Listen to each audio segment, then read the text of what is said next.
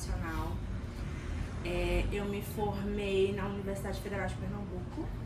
Aí eu terminei a faculdade, fui trabalhar e fazer o mestrado. Assim que eu me formei, eu fui pro mestrado, fiz o mestrado em gerontologia. Terminei o mestrado, vim pro Rio fazer doutorado, fiquei um tempo, dei aula na UFRJ, aí iniciei o doutorado em educação física, também trabalhando. Fiquei 2 anos na UFRJ como professora substituta e trabalhando também como teóloga em atendimento domiciliar. Aí depois passei pro hospital, quando acabou o contrato, né, porque é um contrato temporário. E depois vim pro PAD, que é o Programa de Atenção Domiciliar ao Idoso, vim como PO. Aí, depois que eu comecei a trabalhar no PAD, foi mais ou menos não, foi na época da pandemia, foi 2020, foi em junho de 2020 eu comecei como PO do PAD. E aí o PAD é um programa de assistência domiciliar, então a gente vai no domicílio para atender os pacientes do município, pacientes que têm indicação de assistência domiciliar, porque não estão conseguindo sair de casa, porque estão restritos ao leito naquele momento. E aí eu fiquei 1 ano e meio, mais ou menos, como terapeuta ocupacional, 10ª unidade mesmo, do PAD Meio Corpo. E aí surgiu a oportunidade de seleção para supervisão da unidade. Só para vocês entenderem, o PAD, ele tá no município inteiro do Rio de Janeiro, exceto Paquetá, tá? E aí, tem várias unidades PAD. Tem PAD no Lourenço Jorge, tem PAD no Salva Filho, nos grandes hospitais municipais. E aí cada PAD tem um supervisor da unidade. Aqui no meu Couto, sou esse. Então, aqui a gente tem mais ou menos uns 25 profissionais que estão na minha supervisão direta.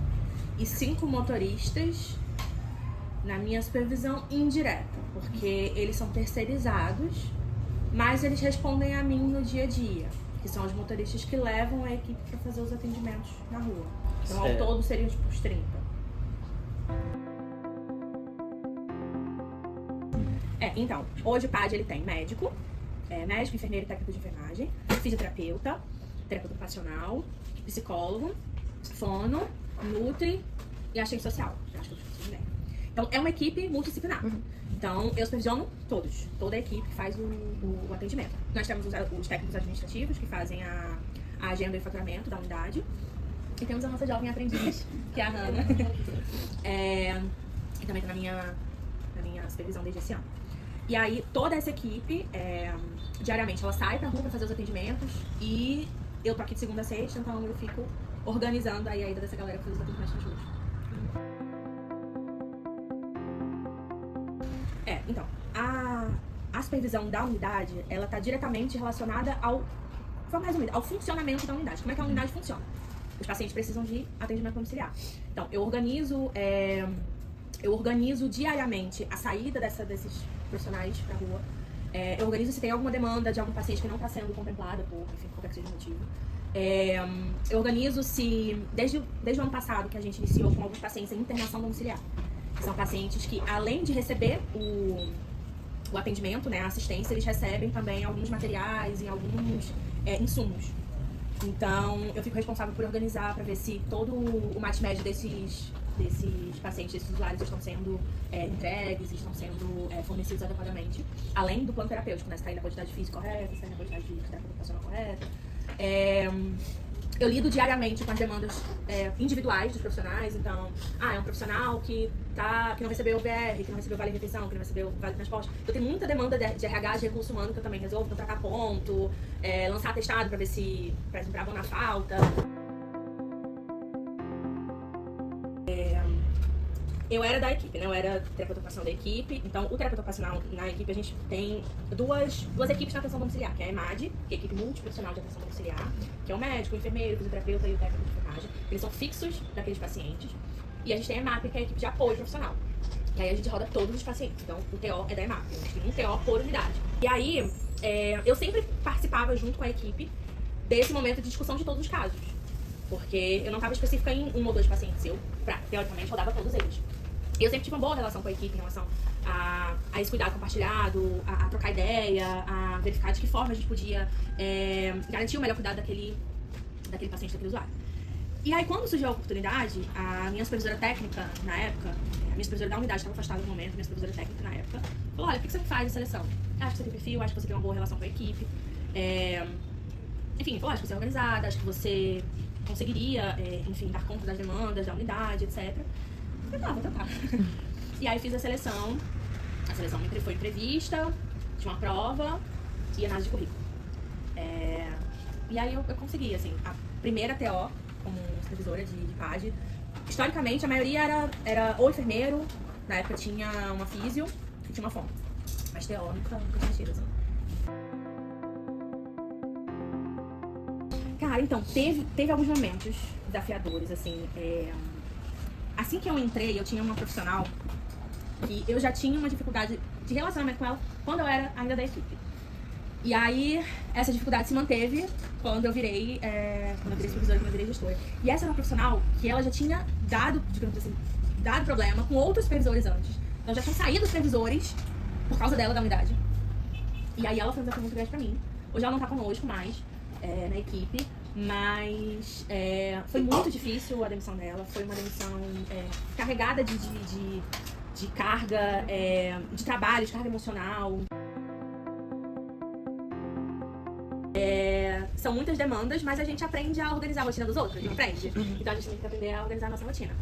Saber mediar e saber dividir o seu dia entre esses diferentes papéis, né? Então eu sou terapeuta ocupacional e também hoje eu ainda tento domiciliar. Então eu sou TO, eu sou gestora e eu continuo estudando. Então assim, e eu também tenho minha vida pessoal, né? Fora daqui. Então ser TO e enfim, ter uma noção de gerenciamento de rotina também ajuda a saber como gerenciar minha rotina. Acho que eu nunca vou conseguir parar de estudar, então é uma coisa que assim, não cabe em mim isso, coisa que eu sempre gostei desde criança, então eu não tenho desejo de estagnar, de ficar sem adquirir novos conhecimentos, é uma coisa que... A entrevista com a terapeuta ocupacional Núbia possibilitou que o grupo fizesse correlações com os conteúdos assistidos na disciplina com um relato de trabalho administrativo em uma estratégia de saúde do SUS. E foi possível percebermos que o sucesso do PAD se dá devido a um fluxo organizacional que engloba diversos fatores, como a quantidade de profissionais no campo e o dimensionamento estratégico desses profissionais por parte do gestor, de forma que possibilite um alcance maior dos indivíduos no território. Para além do aprendizado com os conteúdos da disciplina, a experiência também nos possibilitou identificarmos o enquadramento do PAD na rede de atenção à saúde, o que apareceu como dúvida por parte dos estudantes ao final da entrevista. E de acordo com a Núbia, apesar da atuação domiciliar, o PAD ele atua como atenção secundária, devido à alta complexidade dos serviços e o perfil pós-hospitalar dos pacientes. Entender essa classificação define o perfil de complexidade que os profissionais que integram a equipe multi podem encontrar em sua atuação. Por fim, a entrevista nos mostrou que o sucesso da terapia ocupacional no campo da saúde pública exige um olhar que liga 3 esferas: a clínica, a gestão, a partir de processo e acompanhamento, e a política de saúde. O papel do gestor, além de envolver teorias administrativas e estratégias, de dimensionamento de profissionais e de serviços, ele também tem que englobar um olhar humanizado e até mesmo afetivo sobre os profissionais, sobre a equipe profissional e sobre o público, que vai fazer uso desses serviços de saúde, pensando, de maneira humanizada, de que forma colocar esse profissional em campo, de maneira estratégica também. Enfim, conclui-se que a Núbia nos mostrou que o gestor, além de ser um profissional que sabe cuidar, ele também deve ser um profissional que sabe gerir o cuidado.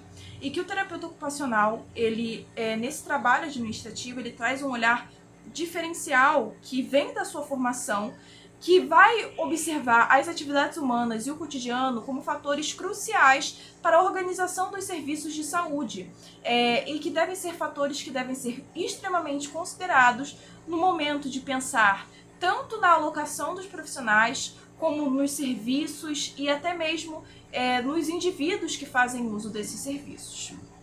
Obrigada pela atenção de vocês e até a próxima!